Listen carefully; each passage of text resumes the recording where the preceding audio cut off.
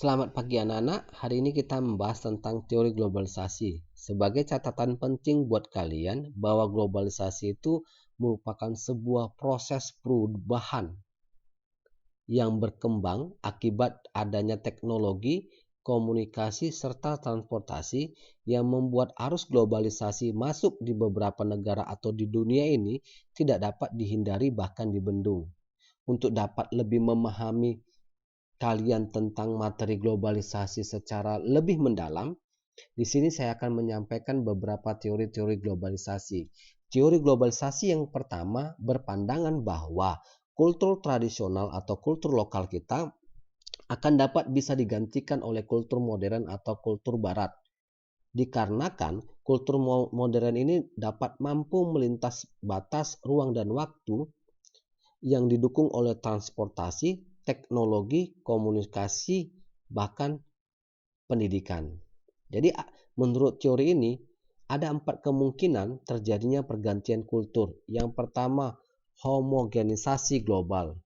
Maksudnya adalah kultur barat dapat mendominasi, ingat, kultur barat dapat mendominasi kultur tradisional sehingga keunikan kultur tradisional atau lokal ini semakin lama semakin hilang akibat dari arus globalisasi tersebut.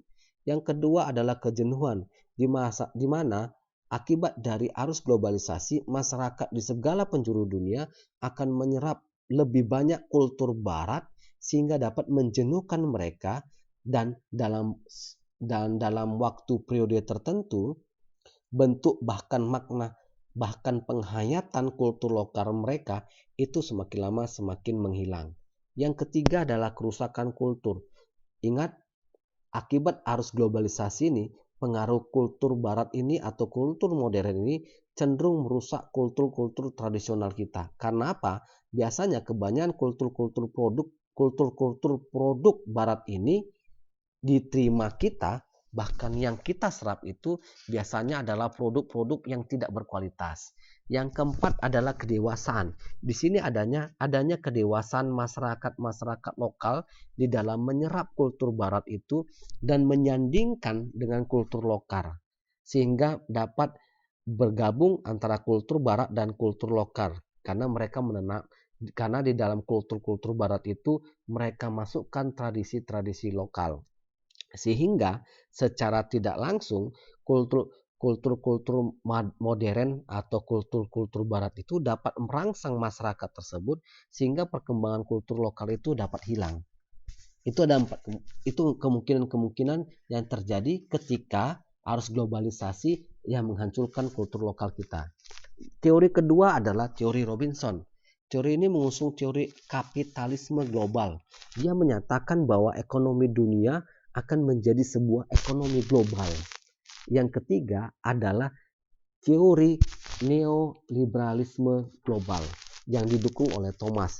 Dia menyatakan bahwa globalisasi ini merupakan proses liberalisasi di mana setiap negara-negara yang masuk dalam arus globalisasi itu dapat memperoleh keuntungan, bahkan dapat bersaing di pasar global.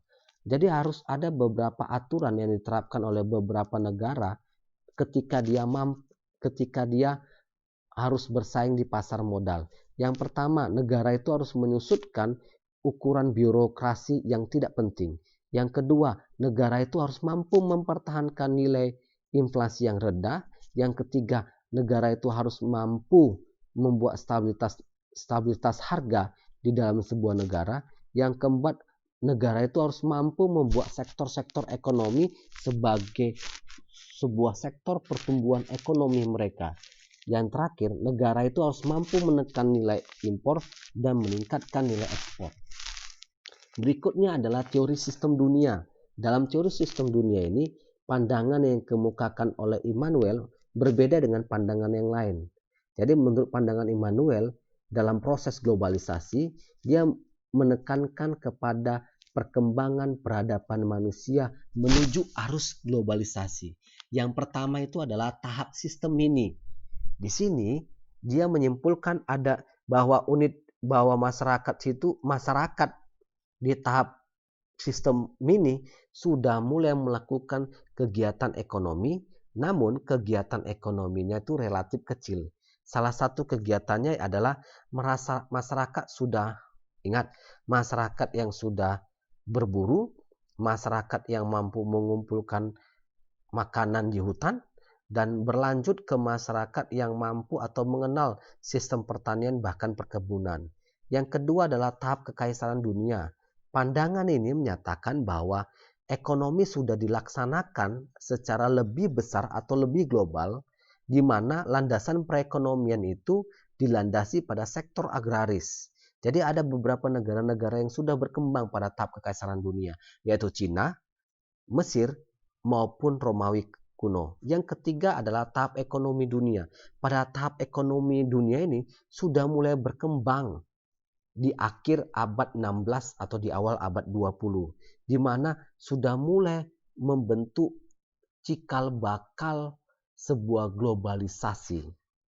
Nah, di dalam tahap ekonomi dunia ini, cikal bakal sebuah globalisasi itu sudah muncul, di mana fungsi negara itu hanya dibatasi, ingat, hanya dibatasi sebagai aktivitas ekonomi. Jadi fungsi negara itu memastikan adanya aktivitas ekonomi, adanya aktivitas perdagangan bebas, adanya aktivitas hubungan perdagangan yang saling menguntungkan antara negara satu dengan negara yang lain.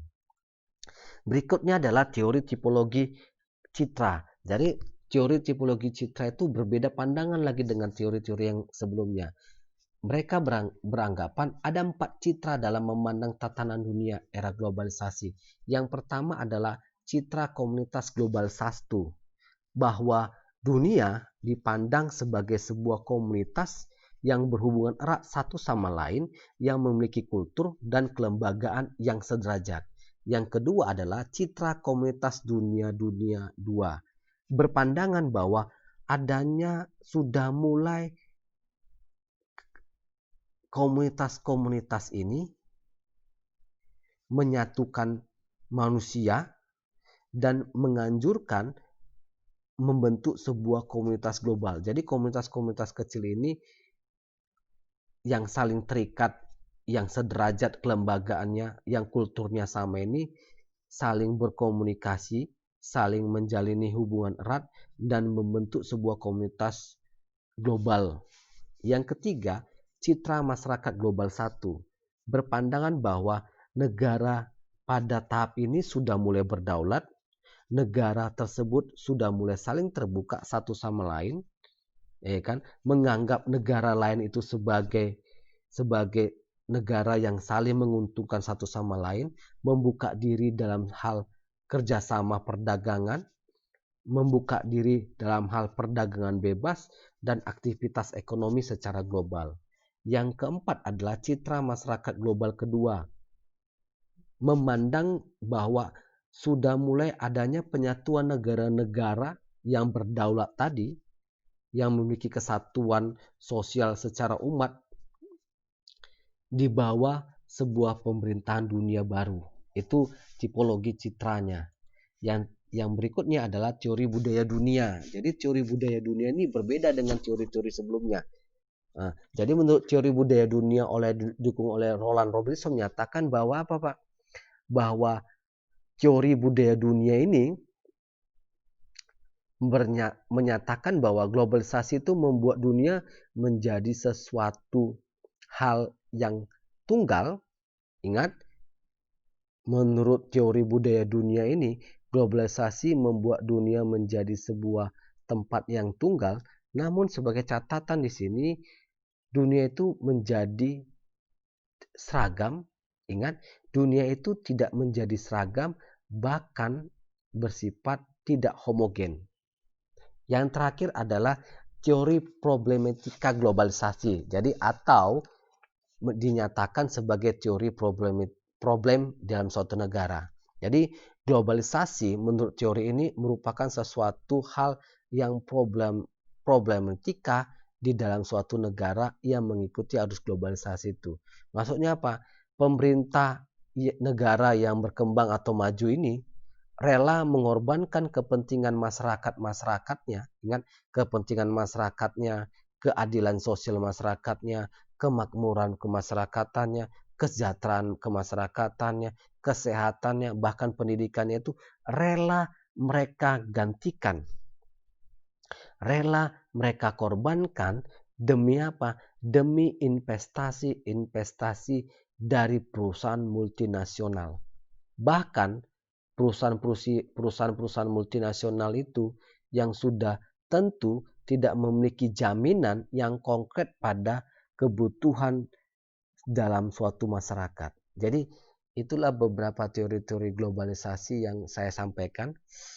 Saya harap teori-teori globalisasi dalam video ini lebih kalian pertajam dengan cara membaca buku paket sosiologi kalian.